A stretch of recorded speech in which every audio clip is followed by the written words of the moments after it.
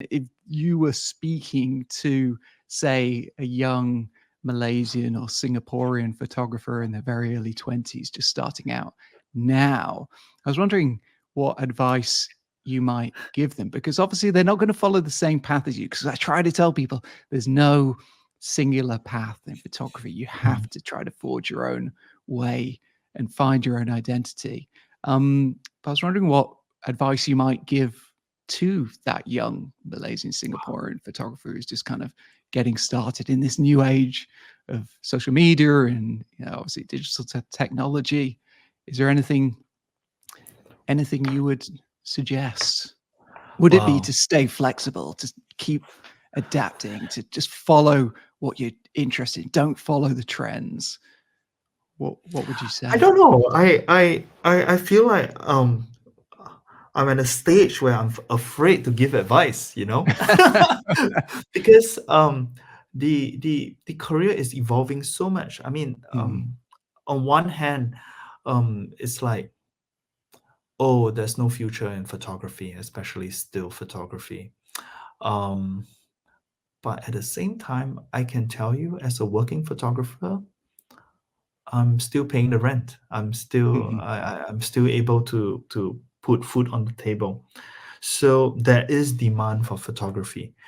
Um, So what's the secret? so what's the Stefan, secret? everybody wants to know the secret. Talk to professionals. Talk to So people. my advice, my advice to young photographers is talk to practitioners in the field, Mhm. right? Don't get everything from the internet. Um, Mm, because the love that. internet is a the internet is a ego boosting place, right? Everyone's telling you how to use TikTok and social media to be an influencer. And Mm, some of the best photographers I know today are incognito. You don't find them because mhm. they don't need social media. They don't even need websites to be where they are. And I know that they are among the busiest, most commercially viable photographers I know. Interesting. And different genres have very different takes. Say you want to be a photojournalist, say you want to be a war conflict photographer, say you want to be a Mm, portrait photographer. It's all very different, but I think in order to understand where your future might be, talk to professionals, talk to practitioners in the field who might be willing to tell you or talk to you or give you some leeway into what that working style is. mhm. And it's fascinating. Not everything is about taking photos and posting it on the web and expecting a response. So I would say, yeah, the industry is in a way still very much alive, just in a way that people don't expect, and it's been evolving in that sense since. Mhm. So I find that I think that for young people, I think get your sources on both ends, offline and online. And I love how with your story is that you got your foot in the door just with a food photographer. I mean, your career hasn't involved food photography per se, although you could say that maybe the equivalent project is food. But Yeah, the point is, you got in the door as a young guy and you just went with it, and you obviously listened and you watched and you learned and you followed the path that seemed to open up in front of you. But you made that first step and you got your kind of foot in the door into the industry. yeah. I mean, the great thing about young people, and I was young once. I like to think that I still feel young.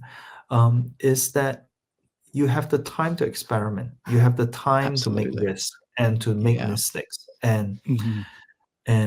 don't. And I suppose the kind of secret to what I have been doing when I can't define success for myself, but I can only say that I've been able to do what I love all these years, and Mhm. that's been great. is don't feel like every action leads to a career development. You know, Mm. just take life as it is. Enjoy life to feel that it's giving you lessons that you enjoy simply because you enjoy it. And sometimes that lead you to some place, sometimes it doesn't. And but nevertheless, it perhaps should make you a better person. And people love to work with nice people. and So be a and I nice think person. Be a nice person to work with. That's an important uh, piece of advice. I think it's one of the tenets. I think it's one of the Mm. central tenets of being a professional creative. That you can be in the best in the business, but if you're toxic, you're hard to work with, Mhm. um, people think twice. Whereas if there's another person who says, "Oh, yes, he or she has equal talent, but so nice that you can have a beer with," why not? People like to hang out with nice Yeah, people. they're much more likely to give you a call when the next assignment pops up because it's just a pleasure to work with you. Exactly. So for the amateur photographers who might not be an aspiring professional per se, what advice would you give to them when they're out and about taking pictures? If they are maybe taking images of their family, like you have Mm, done in your projects. I mean, mm, is it more about concentrating on the moments? What is it that photography should be for the amateur photographer? Like if you were giving your advice to your kids, if they picked mm, up their camera and said, mhm. "Daddy, how should I take pictures?" Huh. What advice do you give to them? Or do you just say, Um, just go, just do it? um, yeah, just I would say if you're photographing your close ones, just do it. Maybe do it with the intention that this is just going to be seen much in the future. Mm, Um, don't take it for the present audience. Take it for a mhm, future audience, and that future mm, audience may not be you. It may be your children. It may be your children's loved ones. It may be the next generation. And so take photos of things that you felt would be meaningful to a future audience. And that can be any forms, because once you take that into account, camera equipment doesn't matter. It's all about the perspective, the details, the context, and and kind of those images. I think um, that could be a um interesting thought when we take those photos.